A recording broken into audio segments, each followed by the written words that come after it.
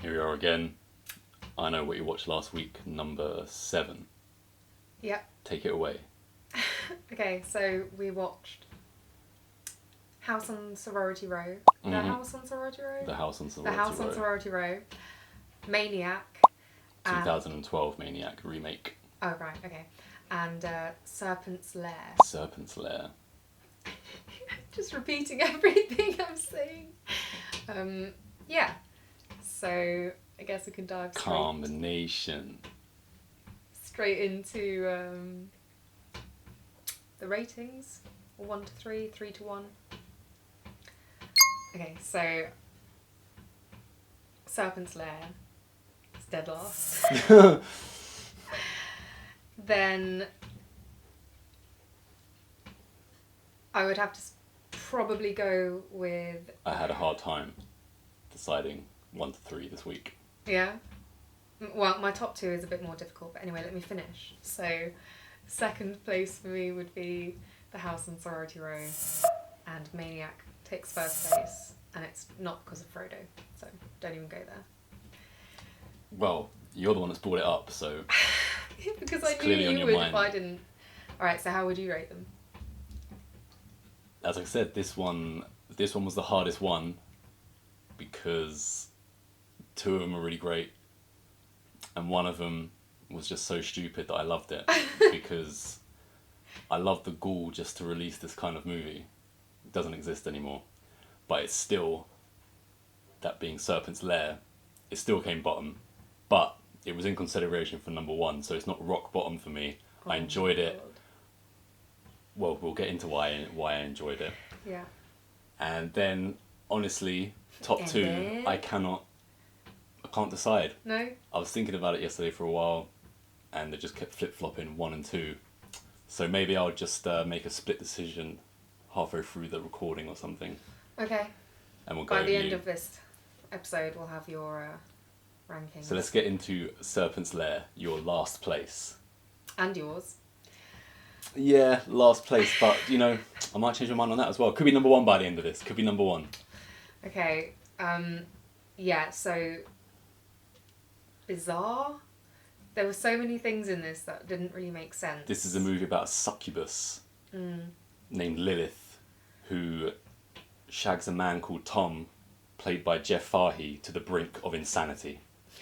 Supposedly. I don't know if that's how I would have... Tom also explained has a sleazy work colleague whose acting was, shall we say, questionable, which made me love his performance and like this movie even more. Oh, And he God. also has an old man pervert who I think was his boss. Oh, right, okay. And the In the other real old world. man who lives in his building. The one that likes to watch. He in on likes to it. watch Tom and the succubus Lilith get it on. And Yeah, of because I course, think he is- even, but we just said kind of, Tom is playing away with the succubus called Lilith. We should also mention Tom's wife is in the hospital Yeah. due to a run-in with a cat. Yeah, again, when I read the write-up and it said that, a stray cat puts her in hospital, I thought maybe she got in a scratch or bite, an infection, but that's... I was wondering what this cat was going to do, and still I'm not entirely sure, because it pretty much just runs past Tom's wife. She has a fall, and then next thing you know, she's in hospital. And while she's away, the sister of the last tenant of Tom and his wife's flat comes around saying that she's forgotten something for her sister. No, because they've just moved in and the previous tenant left a bunch of stuff there, so the sister's come to collect it, and then ends up just staying, I feel... which is really weird. I mean, this married man should not be like, yeah, sure, hot woman, come and stay in my pad whilst my wife is like basically in a coma. Well, I've got something to say about that as well, but at the end of the last I Know What You Watched Last Week, I said we're going to get back to just horror. Yeah. This movie was listed on the listings as horror. Now, I've got to say, there's barely any horror in this movie whatsoever. It is about a succubus, and I can only really come up with one explanation as to why this movie ended up the way it did. And what do you think that is? The way it did? Yeah, it's supposed to be a horror movie. Yeah, it's listed as horror. I think the insinuation was that the previous tenant had killed himself to stop being victim to the succubus. It was unintentional. I think he cut his junk off. I'm not so much talking about the story. I'm talking about how this movie came about to be like it did. And the reason there's no horror is because the director, he was horny. Oh, yeah. That's the only thing that can explain. He's completely forgotten to put any horror in, because the lady that plays Lilith, Lisa B, he's probably seen her before in, she was a model, wasn't she? He's probably seen her in the casting takes and things like this, and he's probably seen her already get her kit off, and it's scrambled his puny male brain to the point where he's seen this lady naked and writhing too many times that horror has just left his mind. The only thing that he puts into this movie, apart from sex scenes, are just scenes of cats. There are more scenes of just cats in this movie than what there is of anything even horror related. So, as I said, it scrambled his mind. He's seen Lisa B, and instead of writing horror, he's thought, how can I get Lilith, or what place can I get Lilith to make an inappropriate phone call to Tom? So we just go to Tom at work. It's the work day. It's the middle of the work day, and she's calling him up with these inappropriate phone calls. And Tom's getting no sleep, right? No. His boss is on his back. He's being ridden to death. And his wife is in the hospital, and he can't even go and visit her. No. Because Lilith keeps making these phone calls, showing up at work, pulling her knickers down, and nothing's getting done. There's no work being done. The marriage is falling apart. His looks are falling apart. It's all gone to hell. Yeah, he's slowly being killed by it. And all the cats, they're the babies. They're the Forget about the spawn. cats. Let's get back to what this movie's about. What is the best sex scene in this movie? I don't. Because that's know. the only question that needs to be answered, because the majority of this movie is just sex scene after sex scene after sex scene, and Jeff Fahey slowly deteriorating as Lisa B, by the way, Lilith. She doesn't deteriorate. She just gets on with it. Of course, she's a succubus. She's just getting on with it. She's not complaining. What she's built for. She's not complaining. She's spawning out all these babies, and they're running amok everywhere. So as I said, the director was horny, and they just tacked on somewhat of a supernatural ending when they show somewhat of the succubus beneath what she looks like on planet Earth, or whatever you want to say, to humans. Mm. So anyway, back to best sex scene. For me, it was the one I've already mentioned, where Lilith, she phones up Tom at work again, and then turns up at his office and just takes him in the office chair, writhing around in the office chair. That was a superb sex scene. Yeah, his dirty, sleazy co-worker just hanging around outside the door listening. Yeah. And falls into the room at the and the end, boss is probably somewhere as well, because he turns out to be an evil guy, like the devil or something like that. And he just likes to watch. So this movie was absolute filth. When you're saying the boss, do you mean the guy, the other tenant in the building? Because he's the one who turns out to be something to do with He's it. the older guy who wears a suit. Yeah. Okay. Anyway, I'm done with that movie now. Well, I'm not. I mean, I can't blame the director for, losing his mind after seeing, much like the character Tom. I can't blame Tom either. And you know what? I didn't really take to Tom's wife. Even though she's been cheated on and stuff. As we mentioned, she pretty much just falls over a cat, does her ankle in, and then next thing you know, she's in this dank hospital. And she's complaining that Tom can't come and visit her because he's too busy getting his end away with Lilith the succubus. But at the same time, she's got a broken ankle, she's got a face like a slapped ass, and she's in that hospital for multiple days, so she's taken up a hospital bed for no reason. It's either that, or I was also charmed by the succubus, and that's why I hate Tom's wife so much. Yeah, I was just thinking this is a really boring episode for any female viewers. I feel like this is a movie that Herb Melnick from 2.5 Men would have caught on late night Cinemax. Mm-hmm. And he said, nice little story, little nudity, you don't have to see the guy's junk. And we didn't. It was a softcore porn, essentially. This was softcore porn. It wasn't scary. I still didn't hate it despite all this. The film was more entertaining than... So you're saying that it almost came to number one for you as well, then? No, I'm not at all. I think we're saying the same thing. But I'm saying I think we're saying the same thing. It was almost number one. We've reviewed worse movies on this episode, on this podcast. Which Videocast? it's Series? that's saying something. It really is. I'm pretty Well, sure this was We've watched some direct to trash video. on this before. So if you want to see a succubus take control of an office pod man whose boss is riding his ass and he can't get away from the succubus and he has an annoying wife, then this movie is for you. And if you like cats, if you love cats, get all over this movie. Don't hesitate. Serpent's Lair. Right. The director was horny. Number 2. What an idiot you are. Yeah.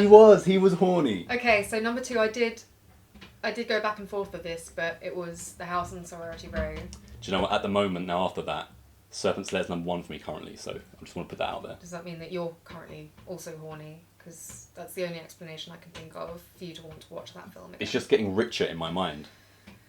Well, let's swiftly move on. House on Sorority Row. So, I think we had this on just, kind of a background thing once ages ago, and I do remember the kind of build-up, but I'd never seen the sort of climax or found out how it ended. Climax.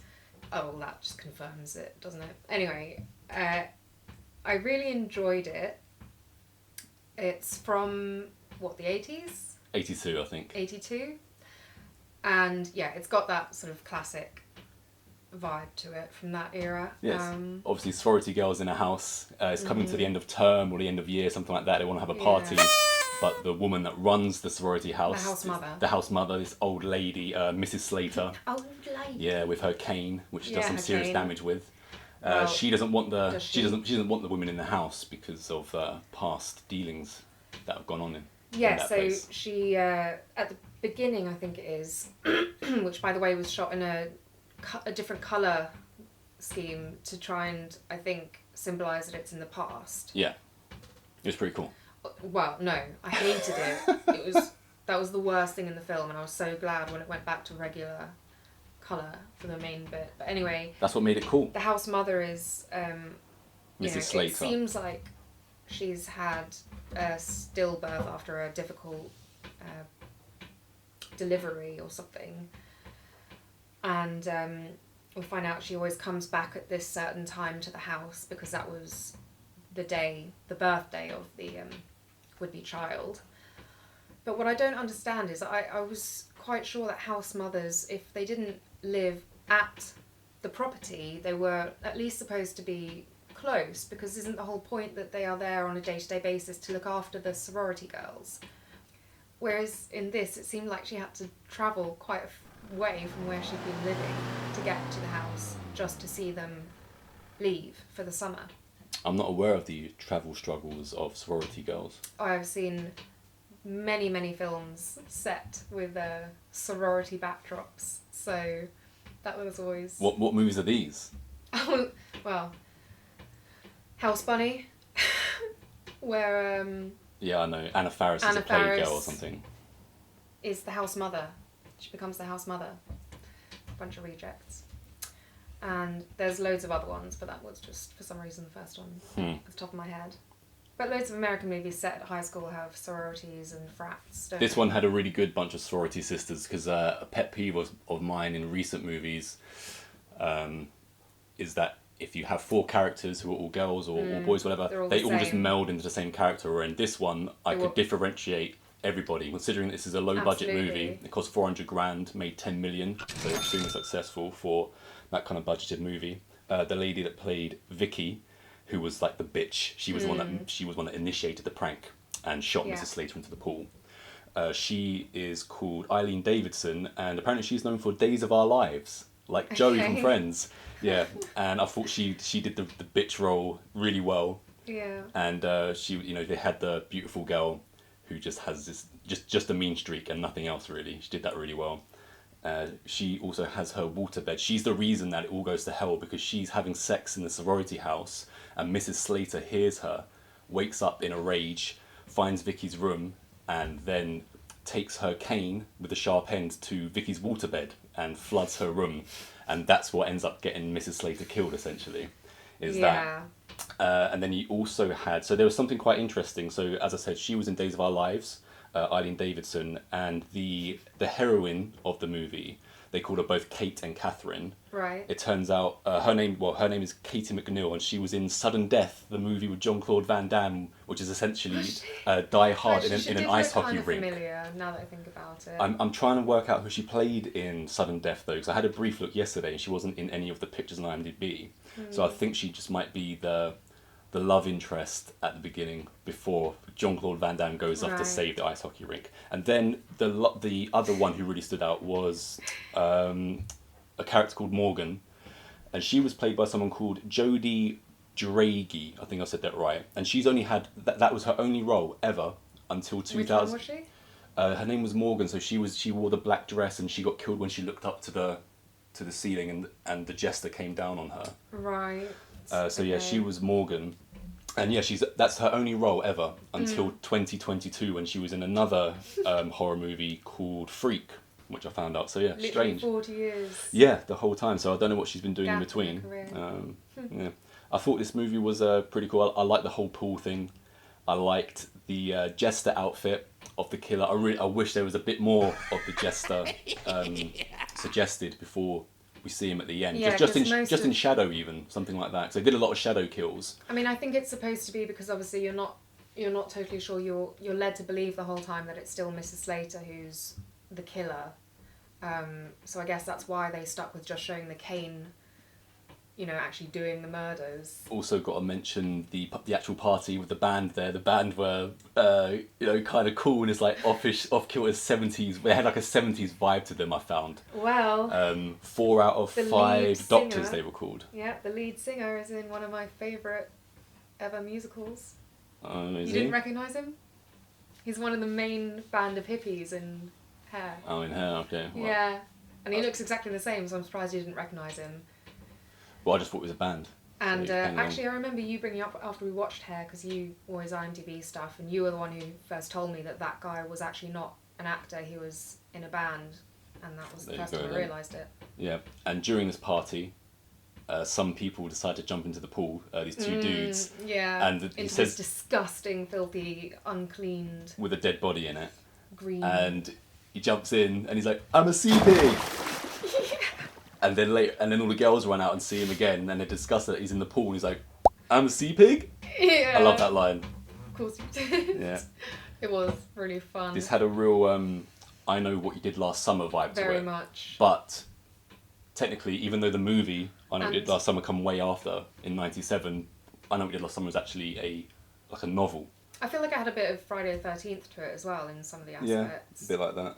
So really, but that made me think, because as I Know We Did Last Summer is a novel written in the early 70s, that technically means that House on Sorority Row stole from I Know We Did Last Summer rather than the other way around.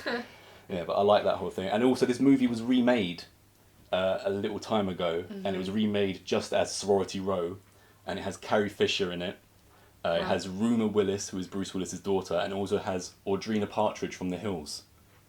So it's one of those, it's around that era, it's around the Hills era, so I'm guessing like 2005, 6, something like that. Right. So it was remade as that.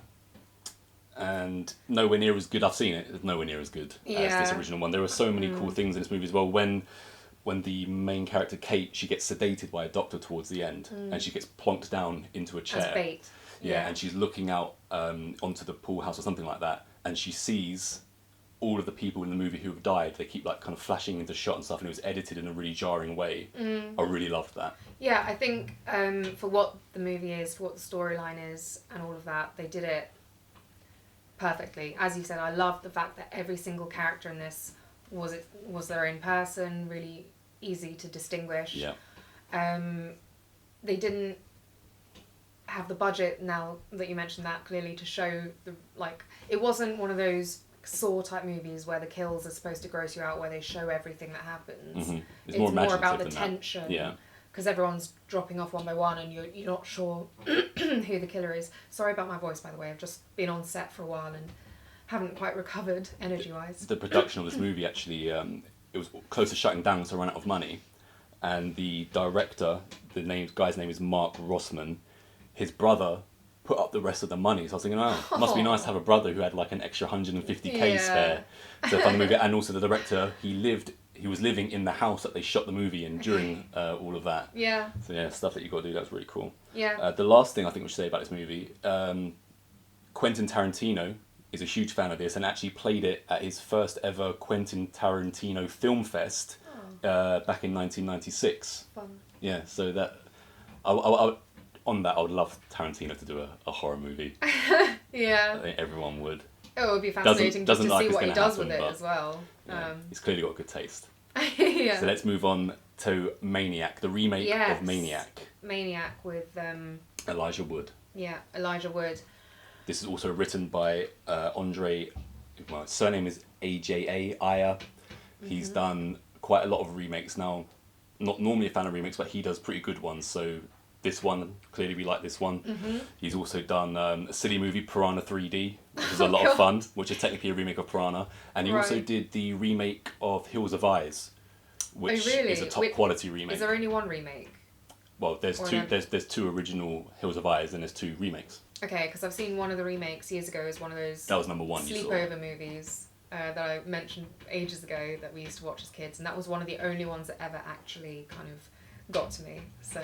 Yeah. So he's involved, and so he's kept up this run. He also did more recently Crawl, I believe. Oh, okay. Yeah, which not as good as the other ones. Yeah. But still.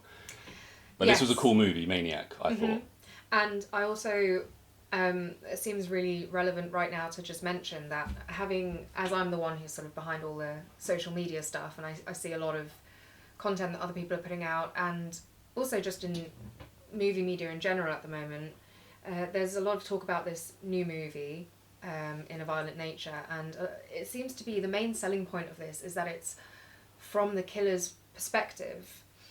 And everyone's acting like this has never happened before, and I just want to put that out there that it's not going to be done anywhere near as well as they've done for Maniac, and I just think it's quite shameful to go around with a claim like that when you've got loads of point of view. And that's the problem is a lot of movies come out these days put these claims on themselves, and most people wouldn't have seen a movie past before 1999 or something like that, right? There are so many movies from the point of view of the killer. I'm not even going to bother mentioning them. Yeah. So let's just get into Maniac. Yes. I think it was maybe not as fun to watch as The House on Sorority Row, which again I didn't find particularly scary, but Maniac is a grim disconcerting movie. And the effects of him scalping people is a difficult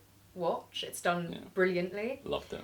And I adored the sort of decomposition of those scalps that he's clipped to these mannequins, and he's spraying them with because there are flies buzzing everywhere, and you can smell it almost. Yeah. You can really it's got to be. The cinematography of this movie was really top notch. I was so impressed the whole time because they obviously managed to do it from his point of view without ever messing it up. Like, it really felt like he was watching it, and they must have gone to such lengths at certain ones, especially when he sees his own reflection at certain points, that they got those shots without getting any of the camera equipment in. Yeah, the cinematographer is a guy called Maxime Alexandra, and he's done quite a few other horror movies where he's had to have really dark lighting and things like this. Really enjoyed it. I think Maniac, out of all the movies that I've seen that he's been involved with, I think this is the most enjoyable cinematography of all of this stuff. I mean, I would be thrilled if he wanted to work with us. Can you imagine? Because I just think, the way that he had a really, clever. It's obviously very expensive to shoot in Los Angeles, so to be able to do it just from a point of view is a very clever way to shoot Los Angeles, because you don't have to get. I imagine we have to get so many permits and all this kind of thing, and it's very minimal. So even when they're just driving down the street with the camera out of the window, you're seeing all of Los Angeles. And what's genius about it is they don't make Los Angeles look at all glitzy or glamorous. It's the dark, dirty, grimy, unseen Los Angeles. Yeah, the whole and the way thing. that they pulled that off was absolutely top level. I imagine also they would have saved some cost in not having Elijah Wood in for every day of shooting. Well, you say that. So as we said, it's from a killer's point of view, this movie. Yeah. And apart from a brief shot in the rear view mirror of Elijah Wood playing Frank in the opening few minutes, we don't actually see Frank. There's a couple more reflection moments. Played by Elijah until about like the 13th, 14th minute. So it's a long time before we even really see him. And I read that, let's just say it was like a 30-day shoot or something. Elijah Wood was there for 28 days of the shoot, even though he wasn't needed. And what he would do is he was just shadowing the cinematographer, so that when it came for him to, he said that his performance was mostly created in the studio when he was doing ADR. Yeah. So to be on the set and following the cinematographer around and get into what it was and what he was doing at that point. Yeah, that was really cool to be. And also, obviously, you hear about a lot of egos in Hollywood, and Elijah Wood, you know, he could easily be one of those guys. He's been in, well, the biggest movies of all time, essentially, in the Lord of the Rings trilogy, and he's been acting since he was a child. But the fact that it shows his commitment and his love of the craft. Yeah, and it sets him apart. And something else that's really positive about this, you know, obviously he's been Frodo, and he's well known for being Frodo. And you could take other actors who have taken on roles which are, you know, might define them essentially, and people will only ever see them as that.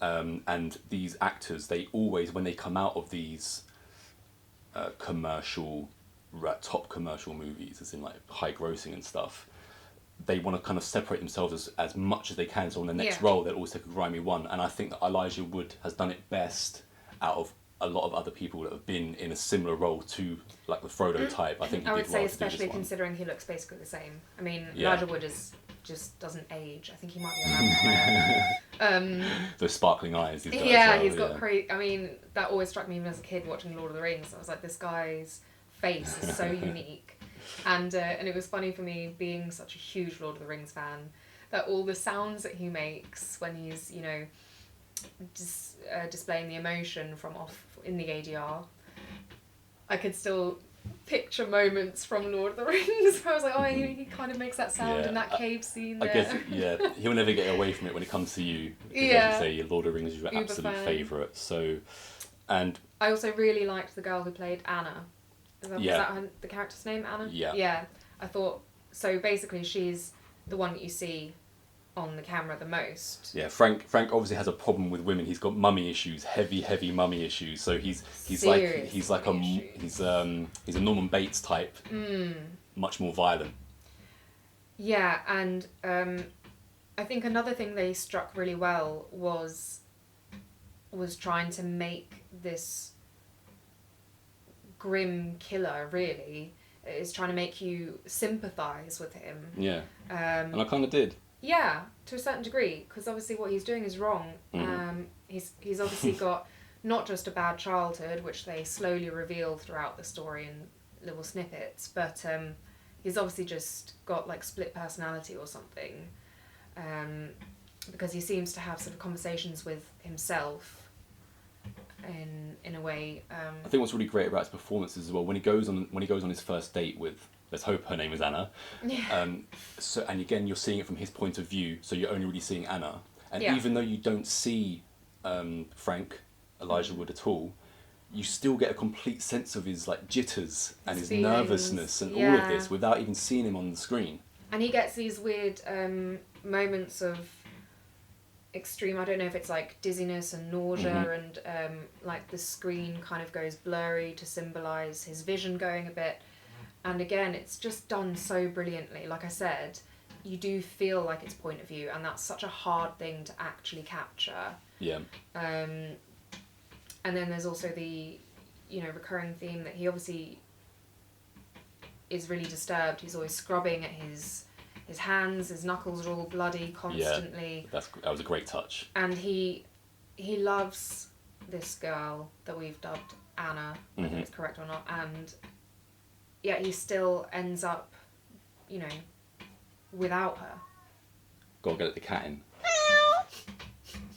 So it's that thing of trying to sympathise with someone who's got severe mental issues and does some horrendous things because of it, but still understanding that I think because he gives life to these mannequins that he puts the hair on. In his head, they're all alive, aren't they? Yeah. But they also torment him. Yeah, exactly. Especially once he brings Anna back, Yeah. He gets sort of attacked by his own creations. Apart from Elijah Wood, all the cast members in this were, for me at least, all unknown, which completely makes the whole world way more believable than seeing someone who you've seen 1,000 times in, quote unquote, popular movies. And also, I think you can get away with it with Elijah Wood because he has, apart from Lord of the Rings, he seems to gravitate towards slightly weird, uncomfortable He's done quite a lot of roles. horror-ish ones now. So he's in a movie that I haven't seen called Cooties, which is because it's a horror comedy. So I'm a bit jaded with horror comedy, but I believe it's written and directed, and also stars Lee Whannell, who wrote Saw, was in Saw, directed and wrote Upgrade, all this great stuff. So I will check it out now just because of those two are involved. I'll give the horror comedy whole thing a slide and watch it eventually. But he's also in that movie Come to Daddy, which had a horror-ish vibe. Yeah, that was weird as well. Yeah, he's also been in The Faculty, obviously. Love it. So yeah, so he's got quite a horror history behind him now. Yeah, and something... I think it suits him as well because obviously you're not gonna. He has such a distinct face, like I said, it's so unique, and it lends itself to those kinds of emotions. I think far more than, just a regular day-to-day sitcom kind of thing. As we mentioned, this is a grim movie, so we should obviously mention the violence in this. We've already mentioned the scalpings, and there are multiple scalpings, and then them being plopped on the top of a mannequin. Gun stapled. Yeah, and then stapled onto their head while all these flies are buzzing and they're around. All covered in blood, obviously, and gore. You also get a cleaver to the mouth in this movie. You get an Achilles heel being taken out by a knife, and also the mannequins come to life at the end and pull Frank's insides out. There's lots of top horror effects in this movie, and it's from the guys that always do it, KNB Effects. If you go through the horror of history in the past 20-25 years, the history of horror, it's always KNB who are doing every time you see a movie where the effects are great, it's always them. So we need to be on the lookout for the next KNB because there are huge effects in Heathen which need to be pulled off at a very high standard. Which is where most of the budget for monster making. Yeah, a lot of the budget is going to be going into monster making so that so they can be taken seriously, essentially. You've got to walk a thin line when it comes to monsters. There's nothing worse than those horror movies where you're on edge, you're scared, it's brilliant, everything's done really well, but then they just didn't pull off the horror aspect of it, and then it just becomes funny, unintentionally, unfortunately. Quickly mentioned the director as well. Frank Calhoun got really good performances out of everybody. So everyone in this movie did a top-notch job. And we pretty much covered it. Yeah. And I'm still at, has Serpent's Lair been toppled from... It's been number one for the past 20 minutes now, since we started this. Maniac, The House on Sorority Row. It's impossible for me. Maybe I'll just have to watch Serpent's Lair again to see if I think it was quite as good. You can do that on as your I remember it. No, I need to bounce off you, ideas and thoughts about this movie. So we're going to catch that again, and I'm going to decide just how horny the director was, whether it was a 9 or a 10. It's either of them. Great, can't wait to find out. Maybe you'll find out next time. Maybe watch it for yourself and decide how horny the director of Serpent's Lair was. Actually, yeah, we should start doing that. If you guys have seen these movies, or even if you haven't... No one's seen Serpent's Lair. And there's a point that you want to comment on, just comment here on YouTube, and we are interested in what you guys have to say as well, whether you agree or disagree. Let us know. One last thing to say about Maniac, I actually haven't seen the original. No, me neither. So almost every remake that I've seen, I've always seen the original. Even The Fly, and The Thing from Another World, I've seen them. So it would be interesting because I really like this remake, having not seen the original. So now I'm definitely going to check out that one. There's also a nod to it at the beginning when Frank goes on his first date with the girl with the red hair and the tattoos. Right. And she goes, I thought you might turn up and have long greasy hair and a pock face and stuff like this and be overweight. And that is her describing the Frank of the original, which is obviously completely different with Elijah.